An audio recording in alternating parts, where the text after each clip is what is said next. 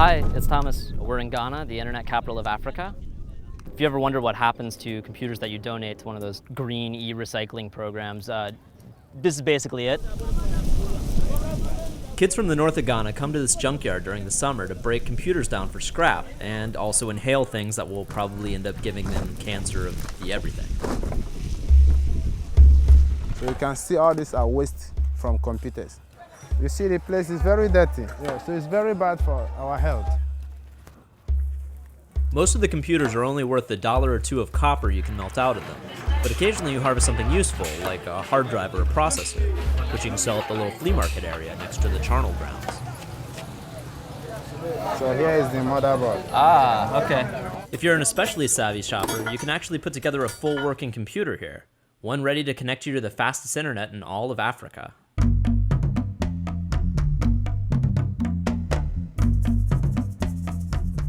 Ghana puts a lot of stock in computers. Their internet is directly linked to Great Britain's, and there are billboards all over the capital extolling the virtues of personal computing. Ghana already is sort of the top dog of West Africa, where most of its neighbors have been plagued by war and poverty since independence. Ghana's had almost 50 years of stability and growth. Right now, they're hoping foreign investment will bolster a computer industry here, which will kind of permanently make them the tech capital of West Africa. So far, it hasn't quite materialized, but what has materialized is a thriving underground economy of fraud and witchcraft called Sakawa. Once upon a time, Ghana then, gold glittered, there came 3 vultures in the form of white men. They gradually stole our gold and other resources. It is with their technological intelligence, which is the internet, that we are taking back what belongs to us.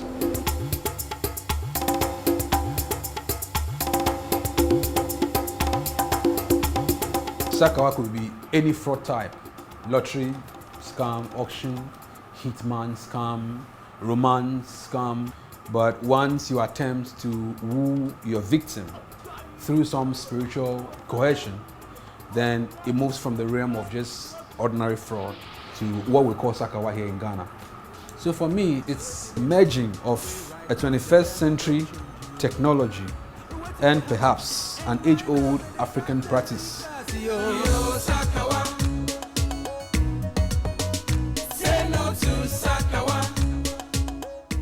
Sakawa dates back to Nigeria's oil boom in the late 70s. Ghanaians came into the country to take jobs in the oil fields, and the locals taught them their favorite pastime, the pen pal scam. The way it works is, you write to someone in America or England, tell them about an investment opportunity you have, or just straight up ask them for money, then they send it to you and that's it, scam over. Eventually, the Nigerian government deported all the Ghanaian guest workers back home, and they brought the pen pal scam with them. Then they combined it with magic. People at the time would take their letters of correspondences to malams or juju people, to be charmed or to be preyed on, so that once they send those correspondence to their friends abroad, the desired results would be realized. And I believe from the coming in of the internet from around about 1993, that's where it really became prevalent. And it came to the full light and to the full glare of the public, basically. As the internet took hold in Ghana, the pen pal scam was adapted to email. Then scammers started hooking up with hackers online and incorporating things like credit card fraud into their scams, which became increasingly complex and lucrative. We kind of liked the idea of making a living off the back of American stupidity, so we hooked up with a Sakawa gang, led by a young Ghanaian named Sefa. When we say Sakawa, it means the online shopping. The online shopping is when you use people's credit card, to shop online and then receive the goods down here. That is known as the Sakawa. And now the term just gets used. Yes, people don't for really, everything. Yes. Yeah. Most of us, came from a poor background that we couldn't get any support from anywhere. I wouldn't like to, carry guns all around me, probably to go rob a bank or something. So the idea of the internet came. Sefa's a Sakawa success story. He's used his old scam earnings to pay for business school and has made a nice living for himself by Ghanaian standards. Although he still has to cross a stream of urine every night to get into his house. Sakawa comprises any number of online scams, but the majority boil down to two basic types. One, you pretend you're a sexy girl, convince someone to fall in love with you, then they send you money. This is called the romance scam. The other one is you use stolen or forged credit card number to buy something online, then you have it shipped to someone in the West who sends you money for it. That one's called the shopping scam. These two scams sort of work like templates, and once you nail down the basics of them, you can start combining them and adding all sorts of personalized details until your mark feels like he's in the middle of some elaborate international business scheme, and not just emailing back and forth with an African kid on a laptop. The thing with Sakawa is while it's essentially free money, it isn't easy money. To find someone gullible enough to fall for your shtick, you have to spend hours and hours emailing hundreds and thousands of random addresses. Sakawa rules up very severe here in Ghana. There were this group of people who were visiting juju, having snakes. The boys seek spiritual guidance to help them get something out of this browsing, this scam activities.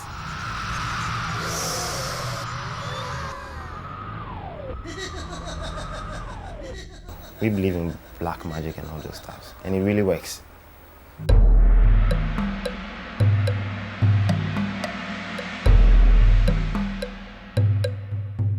In America, frustrated gamblers will kiss a lucky penny or pray to Saint Bernardino for help. Likewise, frustrated Sakawa boys turn to religion when they're down on their luck. Only in their case, turning to religion means driving out into the bush and paying a juju priest for magic email powers.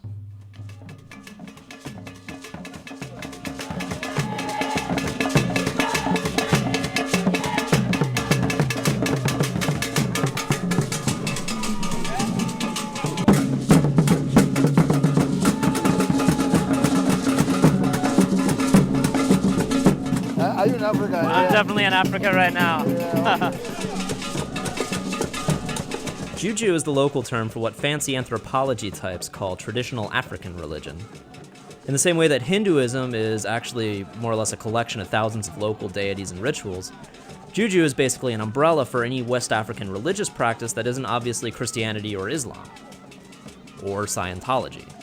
One aspect central to all forms of Juju is that the spirit world is morally neutral, as in the gods don't give a shit what you and I do to each other, as long as they get paid. This makes Juju perfect for Sakawa.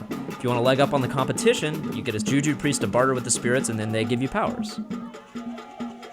So the point of the Juju ceremony we're dancing in isn't to win converts or teach some sort of lesson like in church. It's to demonstrate the priest's ends with the spirit world and advertise his powers. Powers like channeling a god who can't be cut by knives, or channeling another god who likes throwing eggs.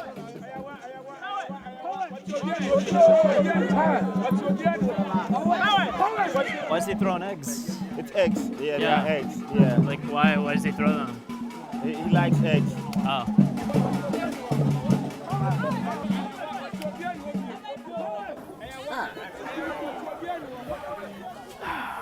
Wasted powers. The flip side to all this is once you make a deal with the gods, you're bound to their terms. If you piss them off or default on payment to your Juju priest, you end up with the opposite of powers, like bad luck or AIDS. On top of that, the payment process itself can be pretty tricky. Some of the rituals that I ask to be observed by these Sakawa guys varies greatly. Someone is asked not to eat a certain type of food. Some are even asked to sleep in a coffin. Some could go as far as asking for the menstrual pad of their girlfriend or the woman. Once these things they believe are observed, then their desired results they are able to achieve. Westerners may find stuff like magic eggs and tampon eating a little hard to swallow, but it's serious business over here, and not just with like superstitious bumpkins. Even educated cosmopolitan folks like Sefa believe in this. Right now, with the aspect of the chatting, pen pals and all those stuff, if you don't really go to Juju, you will never get a penny. You will never get a penny. So they are in for the Juju thing seriously. Seriously. And that's not a joke. Besides, is any of this really that much weirder than shit like communion or circumcision?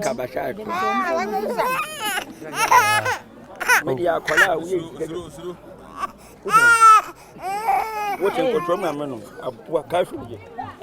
Abua. Bonus will use here. The beton. That part was a little rough. Come on, I'm young Casha. Then I'm not getting it.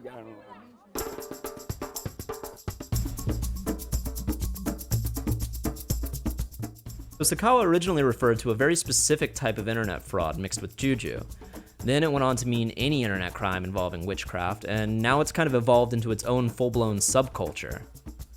So there's Sakawa music, Sakawa movies, Sakawa cars, a Sakawa style of dressing. Almost everybody knows about Sakawa now. If you're a young guy and then you buy a car, everybody knows it's part of Sakawa.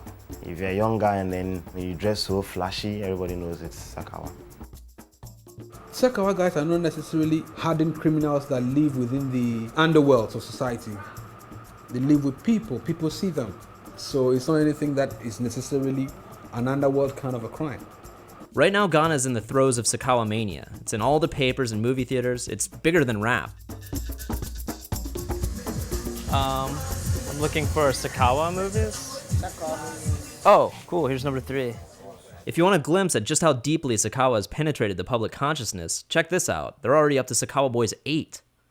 And the series just started last year.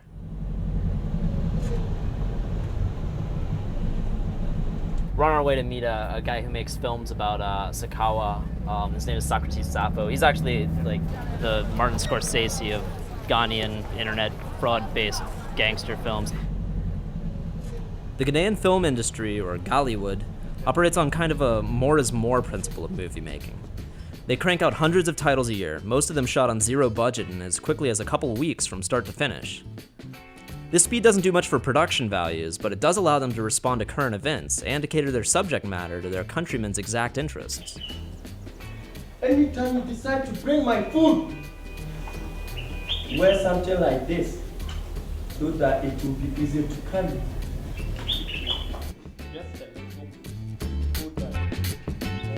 My name is Sakawa Sappho and I'm a filmmaker from Ghana. I know I have more than 100 films that I've made here since 1988. I don't believe in superficial, extraordinary, astrological stories, no. I always want to talk about Like realistic. Yeah, things drawn realistic, from real yeah. life. Okay, stand by. Well, I've worked on 18-19 movies with Sakawa Sappho so far, yeah. With the Western movies, they have a lot of guns, a lot of technology, a lot of robots and things, space and things. And in Ghana, we don't know anything about space. The fact that we've heard of it doesn't mean that, yes, there is space. Fine, there is space, but we don't do those kind of movies. In movies produced by Sakawa Sappho, we are trying to produce Africa movies to Africans. We're trying to project Africa to Africans. So that is our main motive. Okay, cut. The Sakawa trend was becoming popular around, and there were a whole lot of stories about them. But everybody was doing it on the quiet. They don't know what it is about. So we look at them and say, come on, why don't we do something about these guys? Yeah, always talk of this. You see how your internet fraud thing never work. It never work. Watch your back. Before it will work for you, I need to introduce you to Malam Isa. We really went to the depth of exactly what happened with this internet fraud. I really even went to an extent of visiting a shrine with one of the guys. Internet fraud, I see it as blood money because they use human blood for their rituals.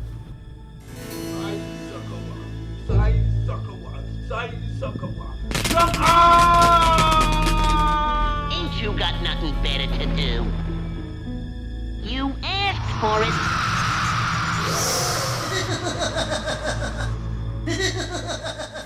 Socrates' movie touched a nerve in the national psyche and brought the issue of Sakawa to life for a lot of Ghanaians who otherwise wouldn't have heard of it. I remember when we were shooting a scene where somebody was carrying a coffin. We shot it in an isolated area like a footpath. There were these two guys coming. They could see only the light, but they couldn't see us standing by the lights and filming. And when they met him, they started running. Because there is this story If you meet those who were carrying the coffins, you will die. We managed to explain ourselves, but still people couldn't believe that it was a movie we were shooting. Yeah.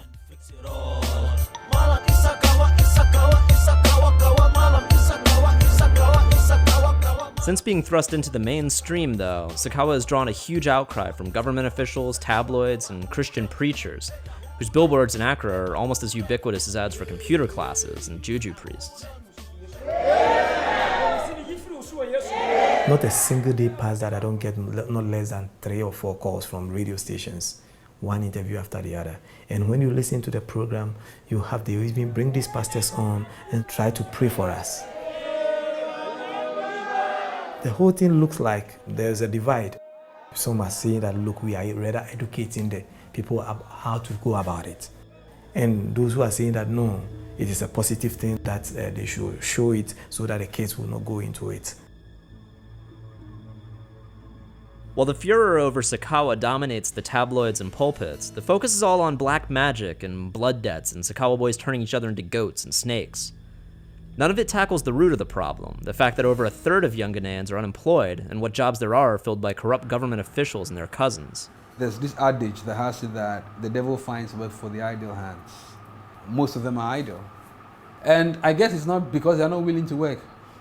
They just can't find the jobs. They're not there. These are guys who are struggling in the neighborhood. All of a sudden they have money. And when you talk to these guys, that is what they'll tell you. They are struggling and they needed the money. They need money. So what should they do? So that is the one side of the problem we had.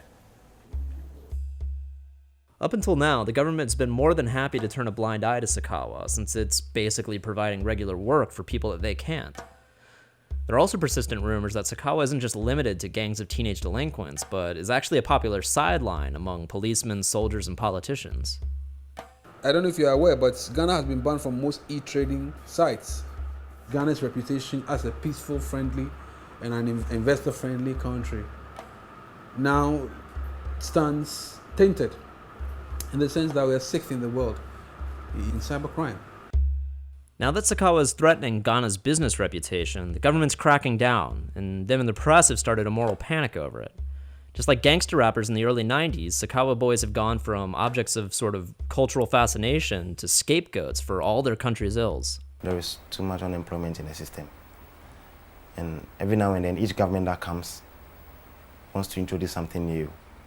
Most of the ideas and the policies that comes don't help the youth. So the youth are just walking around. What do you want them to do? And if I can easily go on the net and then get some cash on it, why not? I think the plot always is that the Sakawa guys are the bad ones. Yes, in the movie they live very lavish lifestyles, they get the money and all that, but the end always is death or some suffering.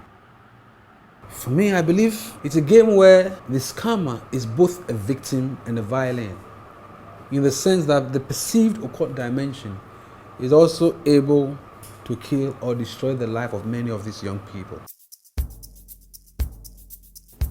I foresee this Sakawa trend becoming dangerous. They don't know how to do any job. All they know is how to hook people on the net. When they send the mails and the money, the replies are not coming in, they need money, they become desperate. And the more desperate they are, the more they move from one spiritualist to the other. Now, it is not going to be about the internet flood anymore. It is going to be about blood money. Taking maybe your sister or your child to the fetish for him to give you money. That is what it's going to get. And it's dangerous. Yeah. It's dangerous. Africa is not safe. The end of Sakawa may not necessarily bring Juju Armageddon to Ghana, but it will leave a bunch of angry young men without any source of steady income, which is arguably even scarier. On a lighter note, Ghana just discovered oil off its shore, so maybe that'll solve all their problems.